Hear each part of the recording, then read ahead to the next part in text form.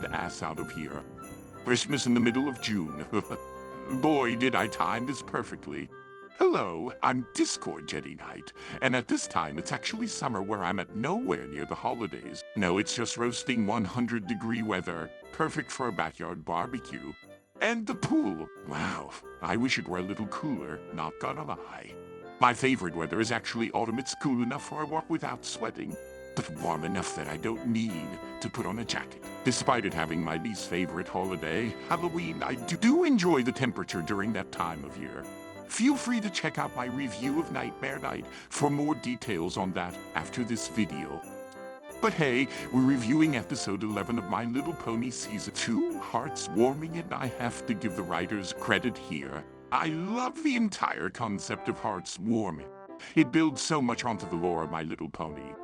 Essentially, this is the story of how the Earth Ponies, Pegasi and Unicorns came to live in harmony as friends.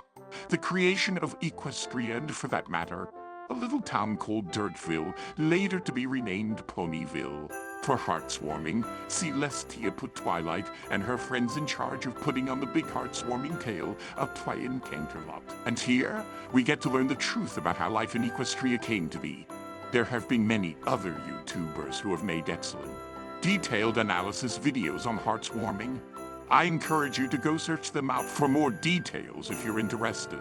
But I'm going to broadly recap what happens and share my opinions and thoughts on the subject. Essentially, a big snowstorm was making it difficult for the Earth Ponies to grow food. They blamed the Pegasi in charge of the weather. But the Pegasi blamed the Unicorns for causing the storms, since they were in charge of magic for day and night. And the Unicorns just thought the Earth Ponies were hoarding the food for themselves. As a result, the Earth Ponies weren't growing enough food. Hating each other, the three tribes' problems grew worse as the snow piled up, and soon they all decided to find somewhere else to live. All three ended up at the same spot, which only increased their frustration. As war was on the brink of breaking out, the source of their issue became apparent. The snow caused them to hide in a cave where they began to freeze. Only then did they discover that Wendigo's ghostly monsters were bringing on the freezing weather. But together, when the tribes put away their selfish egos and worked more together in harmony and friendship, they defeated the Wendigo-s. The lesson is pretty clear. Harmony comes through working together, not fighting. And the Wendigos are a great metaphor for conflict and disaster. When you don't, I also love the fact that it was really only the leaders who wanted to fight. I mean, the fact is it's not just ponies who grow crops. They all need to work together to grow it, and thus all need to have a portion of the reward. They could have, instead of fighting, had the Pegasus fight the wind more, and the Unicorn could have made daylight a little longer. As Earth Ponies plant more seeds, thereby working together, it would not only fight off the winter, but unknowingly fight off the Wendigo-s because they only were able to gain power due to disharmony. I have a whole other theory of how the Wendigo and Discord could be cousins, and that there are other gods of chaos out there. Discord is just the most known to the ponies. But that's irrelevant. This entire story is no joke, not anything to do with Christmas at all, but everything to do with politics. You know what, I don't normally do this, but I want to make a quick disclaimer. I am only discussing the concepts presented within the context of the episode and sharing my thoughts and opinions on it. I am not pointing fingers at anyone in this video. I'm sharing this disclaimer because I know how touchy this subject can be. Feel free to discuss the subject matter in the comments, as long as it's within the context of My Little Pony. However, if any real political issues are discussed on this channel, they will be personally removed by me because I don't like talking about politics. This channel is about celebrating what we all love My Little Pony and about bringing us together, not dividing us. No politics here, I hate it. I hate how much it really does divide people. And, essentially, this episode is a great meta-commentary on politics. It's only when we set our differences aside and work together that harmony, freedom, peace, and happiness can truly be seen. Even if you don't like somebody, you have to learn to get along or risk losing everything you care about just because of selfish ego. But so many don't want to do that. They don't want to actually solve the biggest issues because if they do, Then they think they're giving their so-called enemy a win. Remaining petty, they would much rather see their entire world crumble than stop a conflict. Because if their world is crumbling, that means their enemy's world is too. Why? Because it's the same world. Let bygones be bygones. Learn to move on and get along and get along. I also enjoyed the little arguments among friends within the episode. Rainbow Dash, because of her ego, wants to be a star.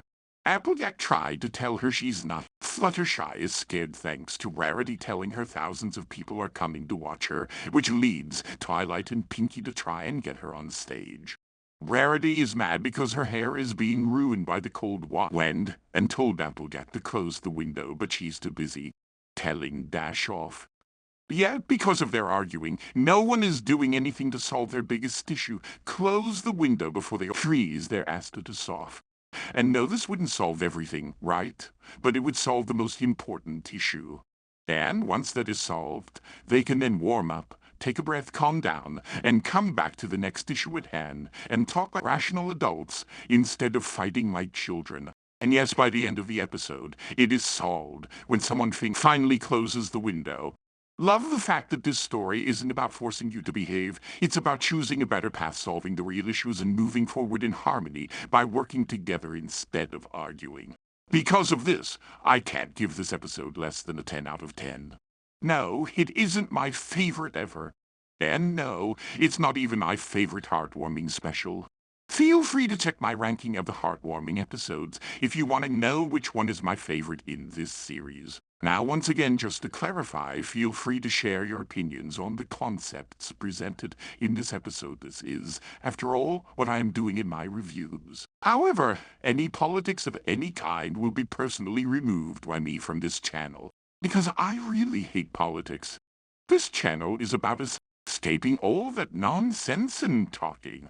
About talking about what we all love, My Little Pony, and not what divides us.